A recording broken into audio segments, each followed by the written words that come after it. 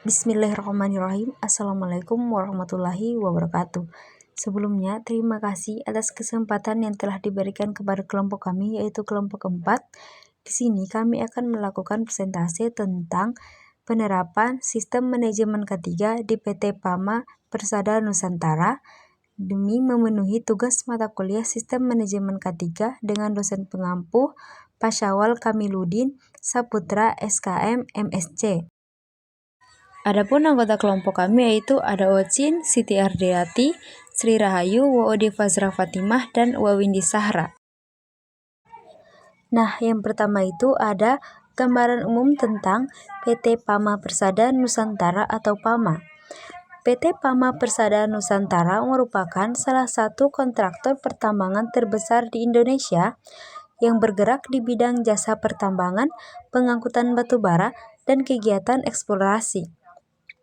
Sebagai perusahaan yang berpotensi di lingkungan dengan tingkat risiko tinggi, PT Pama memiliki tanggung jawab besar dalam menerapkan SMK3 secara optimal untuk memastikan keselamatan tenaga kerja dan meningkatkan efisiensi kerja.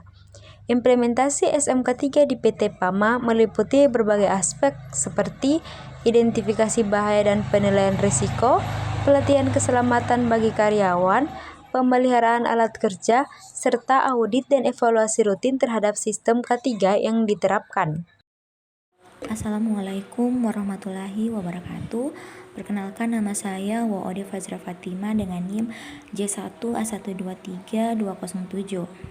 Saya akan menjelaskan mengenai hasil diskusi kami pada penetapan kebijakan K3 serta perencanaan K3 pada PT Pama Persada Nusantara. Yang pertama ada penyusunan kebijakan K3 PT Pama Persada Nusantara. Dalam penyusunan kebijakan K3 PT Pama Persada Nusantara mempertimbangkan dua hal. Yang pertama yaitu tinjauan awal kondisi K3, KO, LH, dan energi. Yang kedua ada masukan dari para pekerja. Kemudian ada isi kebijakan K3 PT Pama Persada Nusantara, mencakup hal-hal yang pertama visi, misi, dan tujuan. Yang kedua ada komitmen dan tekad melaksanakan kebijakan. Yang ketiga ada kerangka dan program kerja K3, KO, LH, dan energi. Yang keempat ada komitmen K3, KO, LH, dan energi. Yang kelima ada komitmen untuk peningkatan berkelanjutan dalam upaya untuk mencegah kecelakaan, PAK, APTK, dan kejadian berbahaya. Yang keenam ada komitmen pencegahan dan penanggulangan HIV/AIDS. Yang ketujuh ada komitmen untuk mematuhi ketentuan dan peraturan perundang-undangan serta persyaratan lainnya. Yang kedelapan ada komitmen untuk mendorong keterlibatan pekerja dan atau serikat pekerja.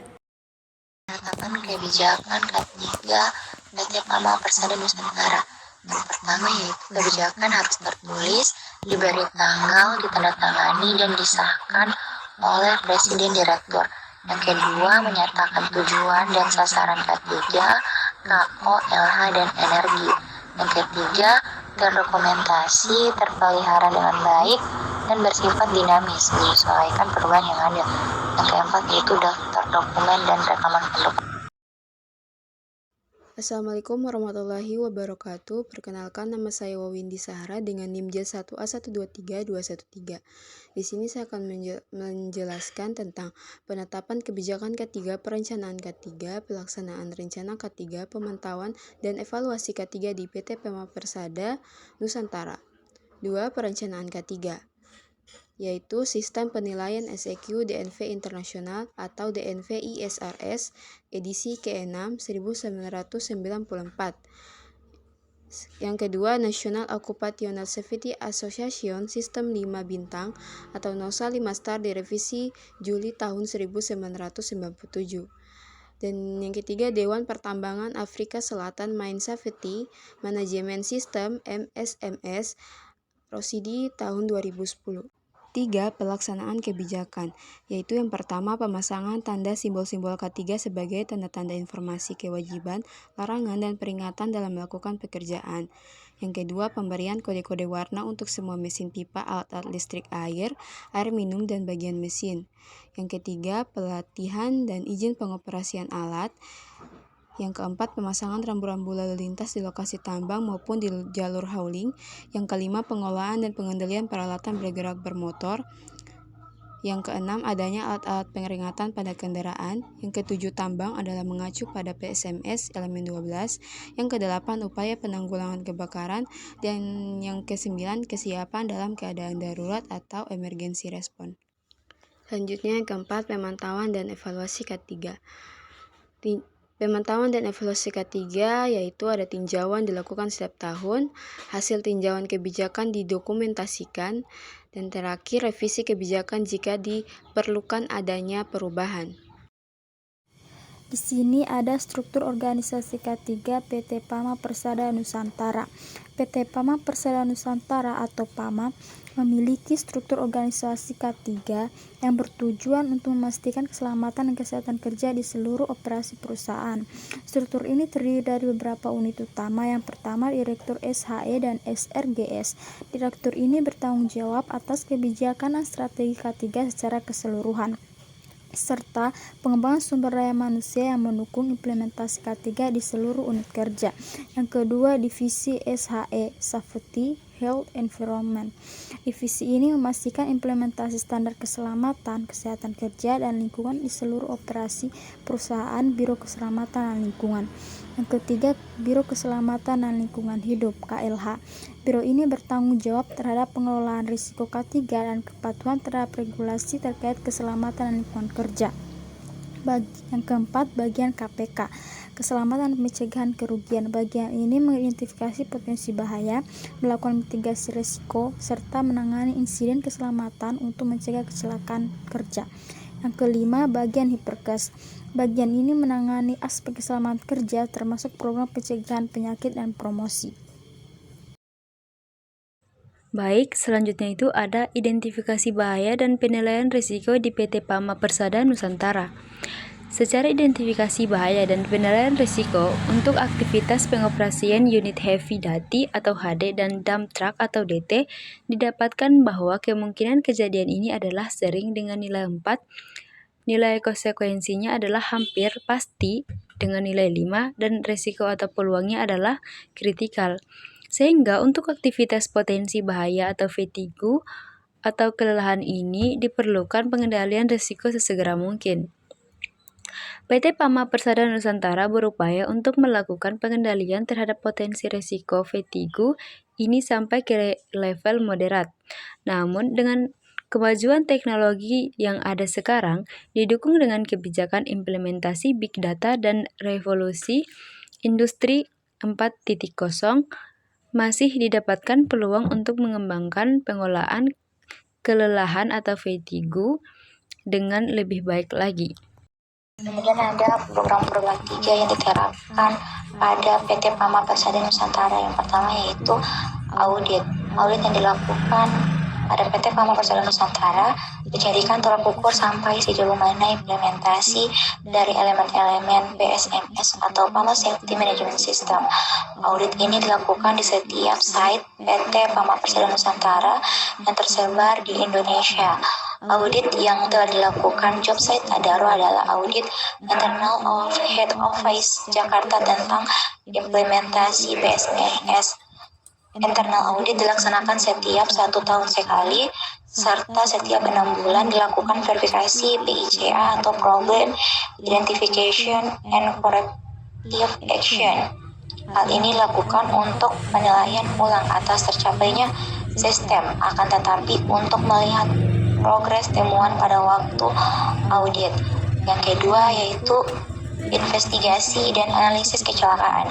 Pelaksanaan investigasi dan analisa kecelakaan kerja di PT Pama Persada Nusantara adalah untuk menemukan penyebab dasar dari kejadian kecelakaan kerja tersebut dan untuk melanjutkan tindakan perbaikan agar kejadian serupa tidak terulang lagi. Tujuan dari program ini adalah untuk memastikan bahwa semua insiden dicatat dengan baik agar dapat dianalisa dan dinilai dalam usaha mencegah terjadinya insiden serupa.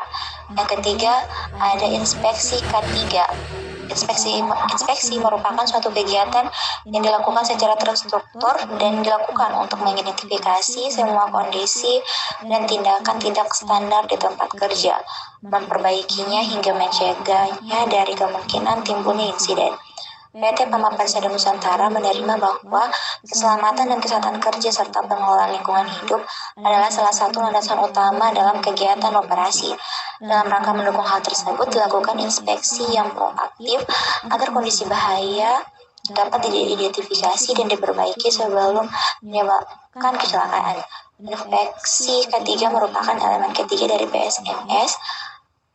Adapun jenis inspeksi ketiga yang ada di PAMA meliputi yang pertama yaitu inspeksi umum terencana, yang kedua yaitu inspeksi barang kritikal, yang ketiga ada pengecekan sebelum operasi, yang keempat ada inspeksi peralatan terencana.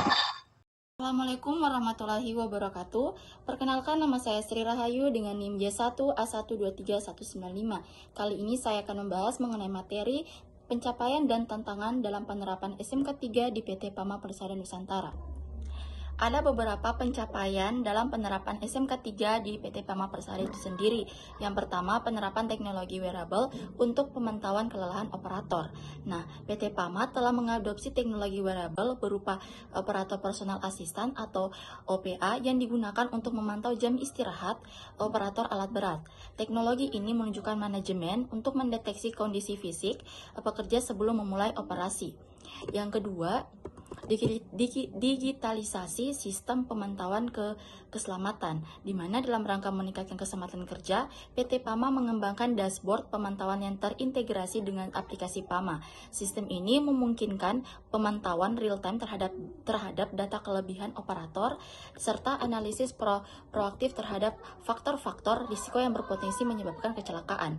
Dan yang ketiga, itu peningkatan kepatuhan terhadap regulasi K3, di mana PT Pama berhasil mendapatkan beberapa penghargaan dalam bidang keselamatan kerja, terutama penghargaan dan dari Kementerian ESDM dan penghargaan dari Organisasi Keselamatan Kerja Internasional. Yang keempat, edukasi dan pelatihan keselamatan bagi karyawan. Nah, PT Pama sendiri itu secara rutin menyelenggarakan pelatihan bagi karyawan terkait keselamatan kerja, prosedur darurat, serta penggunaan alat pelindung diri atau APD. Program ini bertujuan untuk meningkatkan kesadaran pekerja akan pentingnya keselamatan dalam operasional tambang. Selain itu, ada beberapa tantangan dalam penerapan SMK 3 di PT Pama Persada Nusantara.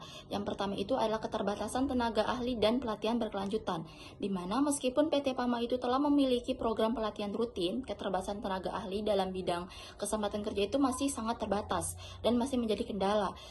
Beberapa distrik tambang mengalami kesulitan dalam mendapatkan tenaga profesional yang kompeten dalam implementasi SMK 3. Dan yang kedua itu adalah budaya keselamatan yang masih perlu ditingkatkan, di mana tidak semua pekerja itu memiliki kesadaran tinggi terhadap pentingnya keselamatan kerja. Beberapa kasus menunjukkan bahwa pelanggaran terhadap prosedur keselamatan itu masih terjadi, terutama dalam penggunaan APD dan kepatuhan terhadap jam istirahat. Yang ketiga itu adalah kepatuhan operator dalam pelaporan jam tidur, di mana sebelum implementasi OPA itu banyak operator yang tidak jujur dalam melaporkan jam tidur mereka. Data yang tidak akurat ini meningkatkan risiko kecelakaan akibat kelelahan. Dengan adanya teknologi pemantauan otomatis, masalah ini dapat diatasi, namun tetap diperlukan pemantauan yang lebih lanjut.